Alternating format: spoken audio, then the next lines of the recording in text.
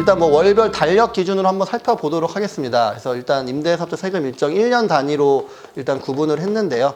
일단은 아까 말씀드린 대로 부가세 신고가 있습니다. 그래서 부가세 신고는 1년 4번 하게 돼 있는데 순차적으로 1분기 1월부터 3월까지는 4월에 하게 돼 있고 4월부터 6월 세 달치를 모아서 네. 이게 예정이에요. 네, 예정입니다. 1분기의 반, 네, 1분기의 반을 다음 달 4월 25일까지 내야 되는 네, 거예요. 맞습니다.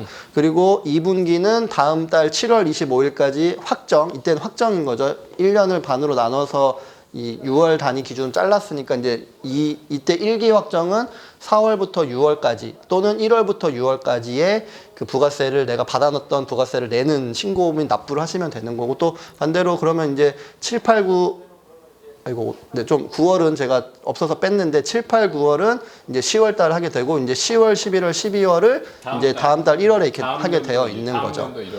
네, 대표적으로 또 이제 말씀드린 것처럼 매월 5월에는 개인 사업자의 종합소득세 신고 및 납부가 있습니다. 그리고 뭐 일정규 매출이 우리 건물주분들이 목표인 일단 성실신고 같은 경우, 성실신고 대상자 개인 사업자 같은 경우에는 이 세금 신고 기한이 5월부터 6월까지로 연장. 커지면 성실신고로 해서 합니다. 이유는 왜 그러냐면 이때 이제 개인 사업자들이 왕창 신고를 하는데 그때 이것까지 다 하면 과세관청이 헷갈리니까 좀 많이 내는 사람들은 다음 달에 좀 더 적게 신고받아서 좀 더 자세히 보겠다 이런 의도예요. 그래서 이렇게 두 개로 소득세 신고 일정이 좀 다르다 이렇게 나눠놓으시고. 그래서 실제적으로 성실신고 대상자분들이 5월에 신고하는 경우는 없습니다. 그냥 되도록 6월에 다 천천히 좀 자료도 많이 잘 준비해서 6월에 신고들을 많이 하시고요.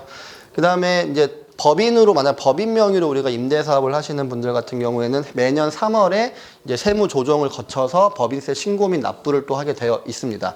그리고 우리가 매년 8월이 되면은 이때 3월에 신고했던 이 지금 부가세도 우리가 나눠서 내는 것처럼 법인세나 소득세도 좀 한번 중간에 나눠서 내게끔 제도가 정해져 있는데, 그러니까 지금 이제 일정이 이렇게 소득세 법세 찢어져 있는 이유는 이제 이게 다 과세관청에서 돈 들어오는 타임이거든요. 근데 이제 이걸 한 달에 몰면 너무 특정월에만 돈이 들어오니까 법인세는 3월에 돈을 내게 3월까지 기한을 뒀고요. 일반 소득세는 5월, 그 다음에 소득이 좀 많은 성실신고 소득세는 6월에 하게 뒀고, 근데 그렇게 신고를 하면 이 뒤쪽에 자금 흐름이 빵꾸 나잖아요, 정부가. 그러니까 어떻게 하냐면 8월에 법인들의 경우에는 중간에 지난 연도 법인세의 반을 중간에 내게 해놨어요. 물론 이번에 소득이 별로 없으면 별도로 직접 신고할 수도 있는데 일반적으로. 그 다음에 11월에는 개인 소득세, 개인 사업자는 11월에 작년에 냈던 법인 소득세의 반을 중간에 내는 거죠. 그러면 이제 반 냈으니까 내년에는 나머지만 내면 되는 거예요. 그렇게 하면은 정부의 현금 흐름이 어느 정도 균일하게 좀 되잖아요. 그렇게 하려고 거꾸로 내는 사람이 약간 불편한 건데 그렇게 하려고 이렇게 놓은. 뭐랑 비슷하냐면 소득세 그 근로소득 원천징수랑 비슷한 거예요. 그래서 이렇게 기본적으로 소득세 부분은 납부할 연도가 정해져 있다. 그 다음에 또. 네, 그리고 이제 12월에는 이제 종합부동산세 납부가 있습니다. 그래서 매년 그 개인 사업자나 법인 사업자든 그 부동산 보유에서 일정 조건 넘어가면 세무서에서 각 지방 세무서에서 고지하죠. 네, 고지하는 세금이 있습니다.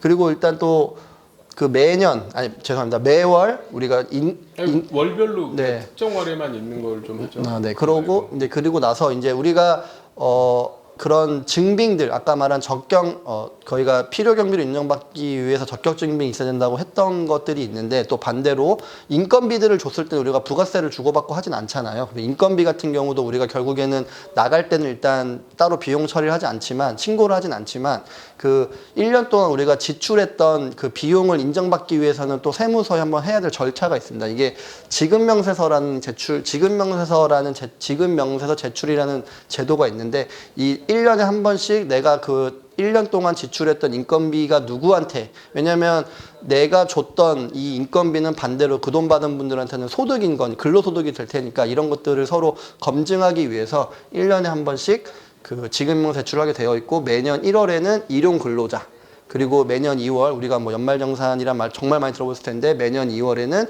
근로자들에 대한 연말정산을 회사가 대신해서 신고를 하게 되어 있고, 또 우리가 그러니까 이 근로자 연말 정산을 해서 혹시 이제 여러분이 건물주인데 직원을 두고 계시면 이제 일반적으로 사람들이 약간 착각하는 거는 월급을 우리가 받을 때 항상 이렇게 세금을 떼잖아요. 그럼 그 세금을 뗀 거는 세무서에 내 월급 명세서가 그대로 신고가 되는 게 아니고요. 매달 급여를 신고하는 게 아니고요. 세무서에는 그 원천징수 띈 것만 납부를 해요. 회사가. 그다음 납부를 한 뒤에 요 2월에 연말정산할 때 각 개인별 토탈 얼마 받았는지를 지급 명세서를 제출하는 거예요. 그때가 확정되는 세금이에요. 이걸 연말정산이 정산한다는 뜻이 그 뜻이에요.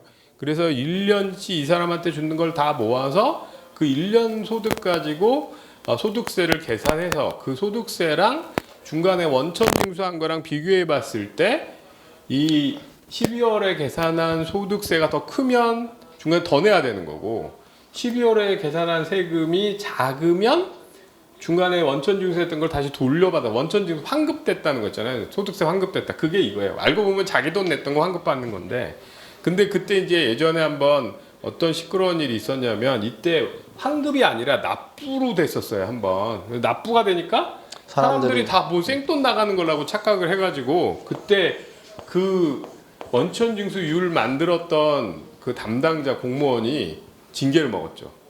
여론이 안 좋아서. 응? 그래서 그 다음부터는 요즘은 어떻게 되느냐? 원천징수를 더 떼요. 왜냐면 이때 환급해 주려고. 그래서 요 2월 달에 지급 명세서를 제출해 줘야 돼요. 응? 우리 근로자가 있을 때는. 그다음에 이건 이제 그 정규직에 해당되는 거고 우리가 직원으로 고용해서 원천징수하는 직원은 매달 원천징수를 하면서 돈을 내잖아요. 그래서 이걸 내는 과정에서 원천징수한 거를 계속 개별 근로자별로 얼마인지 모르지만 계속 원천징수한 걸 매달 신고를 해야 되고요. 그 다음에 사대보험료를 납부해요.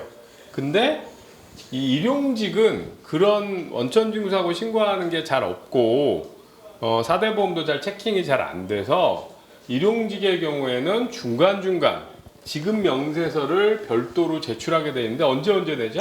네, 일단 1월, 4월, 그다음에 7월. 2월은 1년치 내는 거죠. 네, 맞습니다. 지난 작년 1년치고 그다음에 뭐 부가세와 마찬 비슷하게 일용직은 4월에도 한번 신고를 4월 달에는 언제 분을 내는 거죠? 1월부터 3월까지 이걸 되게 돼 있고 4월 달에 한 번 내고 네. 7월 같은 7월 경우는 때는 네.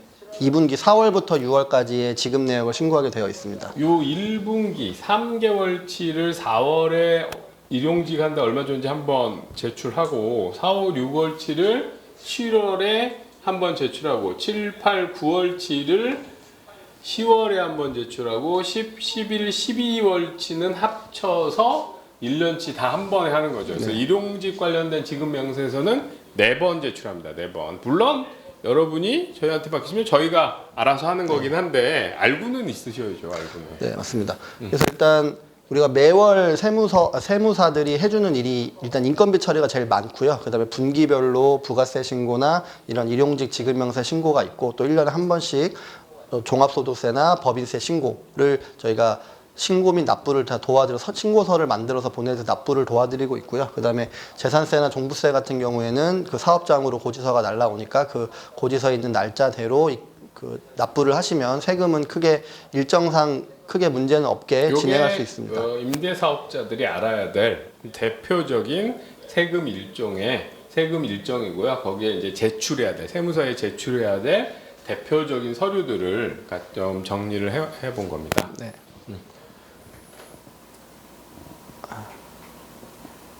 그래서 뭐 이걸로 설명하실 네, 건가요? 일단 1년 전체적인 일정을 살펴봤고요. 또 이런 각각의 개별적인 내용들은 또 저희가 다른 영상을 통해서 또 한번 설명을 잘 드려보도록 하겠습니다. 네. 뭐 여러분이 이제 사실 건물주가 된다는 건 즐거운 일이겠지만 이렇게 좀 세금 내기 위해서 일정도 좀 잘 체크해 놓으셔야 되고 물론 여러분이 이제 세무사나 회계사를 정하셔가지고 기장을 대행시키면 뭐 저희 같으면 저희가 알아서 일정을 체크하긴 하지만 실제로 건물주도 언제 뭐가 있다는 건 알고 있어야죠. 왜냐하면 이때 다 돈이 나갈 거기 때문에 내가 돈이 얼마 이때 필요할 거다 이런 걸 예상할 수 있어야 되니까 저희 뭐 건물주 톡에서는 그런 부분에 대한 예측치도 뭐 최대한 좀 제공해 드리고 있긴 하지만 건물주 자신이 뭐가 있다는 건 좀 알고 있으셔야죠. 그래서 그 내용들 좀 세금 일정 기본적인 내용들 같이 한번 좀 정리했습니다. 예, 뭐 좀 낯선 용어들 많으셨을 텐데 뭐 보시느라고 수고하셨고요. 저희도 설명하느라고 고생했습니다. 네, 수고하셨습니다. 수고하셨습니다.